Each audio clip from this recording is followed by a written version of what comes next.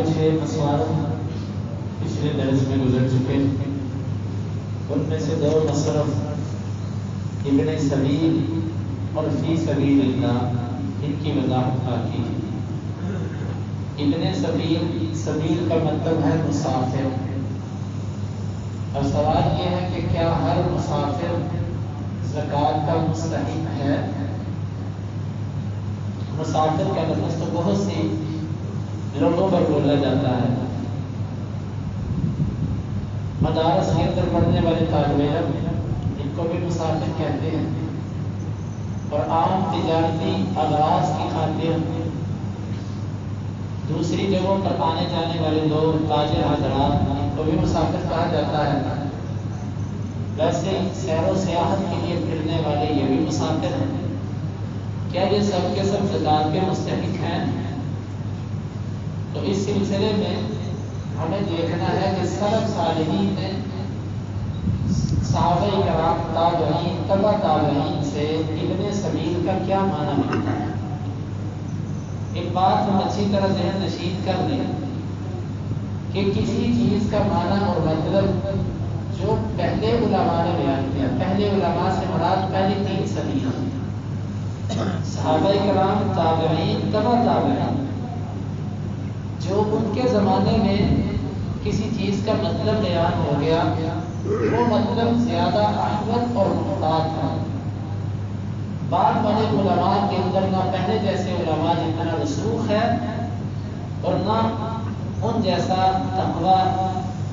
ابن سبیل کا معنی جو ابن جریر طبری رحمہ اللہ اور دیگر مفسرین نے صحابہ، تابعین، تبع تابعین سے نقل کیا، وہ کہتے ہیں کہ اس سے مراد وہ مسافر ہے جو حج کرنے کے لیے نکلا، اور حج کے لیے نکلا اور درمیان میں اس کے جو اسباب تھے سفر کرنے کے وہ منقطع ہو گئے۔ سواری تھی، مر گئی، بیمار ہو گئی، چوری ہو گئی، کچھ ہو گیا، سواری اگر اس کی گم ہو گئی یا اس کا سادے راہ چوری ہو گیا، لوٹ کیا کسی نے، وہ کہتے ہیں اس سے مراد سے کہ جو حج یا عمرہ کرنے نکلا اور راستے میں اس کے سفر کے جو اسباب تھے وہ منقطع ہو گئے، اب اس بندے کو زکوٰۃ کے پیسوں میں سے اتنی مالیت فراہم کرنا کہ وہ واپس اپنے گھر پر پہنچ سکے، یہ ہے ابن سبیل۔ آپ زیادہ سے زیادہ اس پر قیاس اس بندے کو کر سکتے ہیں کہ جو بندہ یوں ہی ٹھیک تھا، اپنے گھر سے نکلا اور راستے کے اندر اس کے ساتھ بعین ہی یہ صورت پیش آئی۔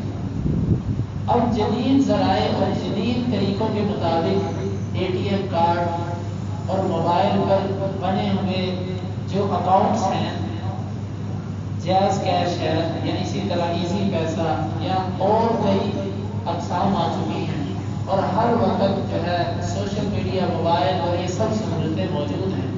آج کے دور میں تو اگر کوئی صاحب حیثیت ہے تو وہ زکوٰۃ کا مستحق کسی صورت میں نہیں بن سکتا۔ اس کے پاس کچھ بھی ہو جائے، اس کی جیب کٹ جائے، کچھ بھی ہو جائے، بس وہ کسی کے موبائل سے ایک فون کرے وہ اپنی ضرورت پوری کر سکتا ہے، کسی جگہ سے وہ کسی بھی ذریعے سے پیسے منگوا سکتا ہے۔ بہرحال اگر کسی جگہ پر ایسی کیفیت بن جائے کہ کوئی مسافر ہو اور اس کے ساتھ ایسا حادثہ پیش آ جائے کہ اس کے پاس اسباب سفر منقطع ہو جائے اور وہ اپنی منزل مقصود تک پہنچنے سے لاچار ہو جائے، تو ایسے مسافر کو اس حد تک خرچ دینا کہ وہ اپنی منزل تک پہنچ سکے زکوٰۃ کے پیسوں میں سے، یہ ابن سبیل کا معنی۔ اب یہاں پر دیکھیے، بات میں اپنی طرف سے نہیں کرتا، میں حد الوسع یہ کوشش کرتا ہوں کہ سلف صالحین نے جو کسی چیز کا معنی کیا اس کو دیکھ کر پھر اس مسئلے کو بیان کیا۔ غلطی تو مجھ سے بھی لگ سکتی ہے، لیکن حد الوسع یہ کوشش ہوتی ہے کہ محتاط موقف بیان کیا جائے۔ مدارس کے وہ طالب علم جو سال ہر سال مدرسوں کے اندر رہ کر پڑھتے ہیں، ان کو ابن سبیل کے اندر داخل کرنا یہ اہل علم کے درمیان اتفاقی چیز ہے، بلکہ راسخ فی العلم علماء نے مدارس کے طالب علم کو ابن سبیل کے اندر شامل نہیں کیا۔ کچھ علماء ہیں جو کہتے ہیں نہیں جی یہ مسافر ہے، تو بھائی مسافر کا مطلب تو اتنا ہی ہے نا سلف نے کہ اس کو اتنا خرچہ دے دو کہ وہ اپنے گھر تک پہنچ سکے. 6 7 8 سال مدارس کے اندر رہ کر پڑھنے والا بندہ مسافر ہی ابھی تک. اور پھر مدارس کے طالب علموں کے اندر جو بڑی مشکل یہ ہے کہ اس میں اگر کوئی زکوٰۃ کا مستحق ہے تو اس پر زکوٰۃ کریں. کوئی فقیر یا مسکین کے زمرے میں آتا ہے تو مدرسے کے طالب علم کو زکوٰۃ دی جا سکتی ہے. لوگوں کا یہ ذہن بن چکا ہے کہ کوئی بھی بچہ مدرسے میں چلا جائے اس کو زکوٰۃ کرنی ہے. اور کل ایک بندہ میرے پاس آ کے اس بات پہ مسئلہ نہیں پوچھ رہا تھا بلکہ وہ میرے سے ہاں کروانا چاہتا تھا زبردستی. کہتا تھا کہ اب سنیں کتنی عجیب بات ہے, میری بیٹی مدرسے میں پڑھتی ہے, میں اس کو زکوٰۃ کے پیسے دے کے کتابیں لے لوں. میں نے کہا آپ کی بیٹی زکوٰۃ کے مستحق ہے. کہتا نہیں. میں نے کہا پھر کتابیں کیوں آپ زکوٰۃ کے پیسوں سے لے گا, کس وجہ سے؟ تو لوگوں نے یہ سمجھ رکھا کہ مدرسے کے اندر جو پڑھتا ہے اس کو زکوٰۃ دی جائے, یہ زکوٰۃ کا مستحق ہے. بھائی اس چلے چلائے طریقے پر تھوڑا سا سوچو بچار کریں. یہ چلا چلایا طریقہ جو ہے یہ ٹھیک نہیں ہے. مدارس کے طالب علموں میں بھی زکوٰۃ کا مستحق وہی ہے جو غریب یا فقیر ہے, مسکین ہے یا فقیر ہے. اس کے زمرے میں جو نہیں آتا اس طالب علم پر زکوٰۃ بھی نہیں ہے. البتہ دیکھیں نا, ہم اپنے بچوں کو اسکولوں میں کالجوں میں ہر جگہ پر جب دیکھتے ہیں تو ہم فیس دیتے ہیں. لیکن جب ہمارا بچہ مدرسے سے آتا تھا ابو کے کاروبار کی الاٹ نہیں ہے. مسجد والے کہتے ہیں پرچی لگا دیں, وہ کہتے ہیں جی ابو کہتے ہیں کاروبار کے الاٹ بھی ٹھیک نہیں ہے. اور جب اس نے حفظ پورا کر دینا اس کے ابو کے کاروبار کے الاٹ ٹھیک ہو جائیں گے.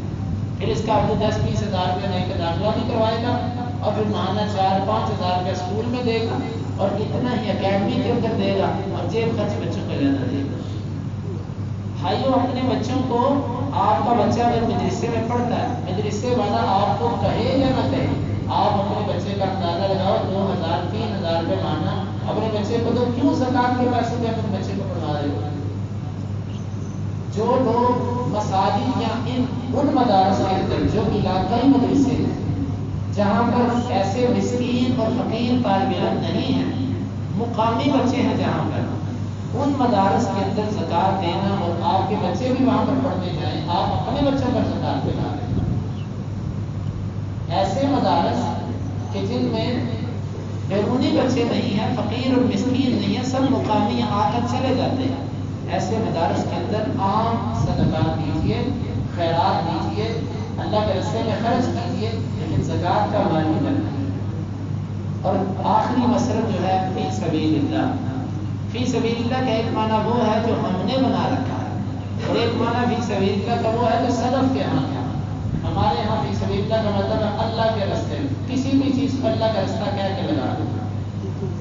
اور بعض لوگوں نے اس میں اتنی توسع پیدا کی ہے, انہوں نے اس کے ذریعے اسکول بنا لیے. تعجب یہ ہے لوگ ABC سکھانے کے لیے بھی زکوٰۃ مانگ رہے ہیں. ABC کا مطلب دنیا کی تعلیم سکھانے کے لیے کہ جی ہم بچوں کو علم دے رہے ہیں. وہ علم کون سا علم؟ علم نافع قرآن اور حدیث کے اندر آتا ہے. جس علم کو تم علم کہتے ہو وہ تو فن ہے, وہ تو علم نافع نہیں ہے. اللہ کے نبی صلی اللہ علیہ وسلم نے کہا تھا اللہم انی اعوذ بک من علم لا ینفع, اللہ میں تیرے سے ایسے علم سے پناہ مانگتا ہوں جو نفع نہیں دیتا. نفع سے مراد آخرت کا نفع. اب یہ تو دنیا کا علم ہے, دنیا کی تعلیم حاصل کرنے والے کسی بچے پر زکوٰۃ نہیں لگتی, کسی صورت میں نہیں لگتی. کئی لوگ یہ مسئلہ پوچھتے ہیں بچہ ڈاکٹر بن رہا, غریب کا بچہ, اس پر زکوٰۃ لگا دیں. کیوں لگائیں زکوٰۃ؟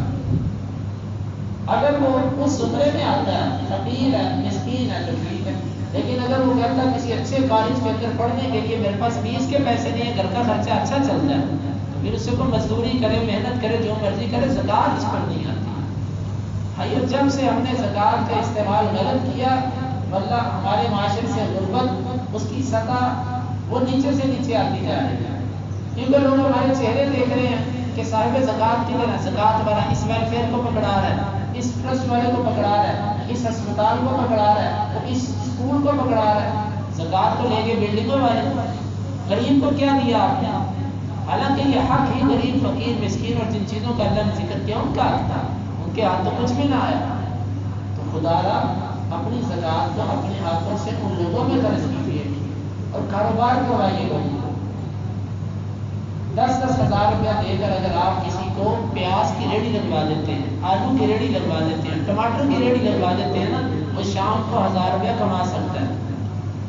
لوگوں کی یوں محتاجیاں ختم کیجیے۔ ہاں کچھ ایسے گھرانے ہوتے ہیں، بیوہ عورت ہے، کوئی لڑکی ہے، ایسی کو بھی کوشش کرے بندہ سلائی مشین لے لے، ایسے کسی خاتون کا جو کام ہے اس کو جہاں تک ہو سکتا ہے کھڑا کرنے کی کوشش کرے۔ لوگوں کے ہاتھ سدا اس طریقے سے ہم نہ لگیں کہ وہ سدا ایسے ہی کرتے ہیں۔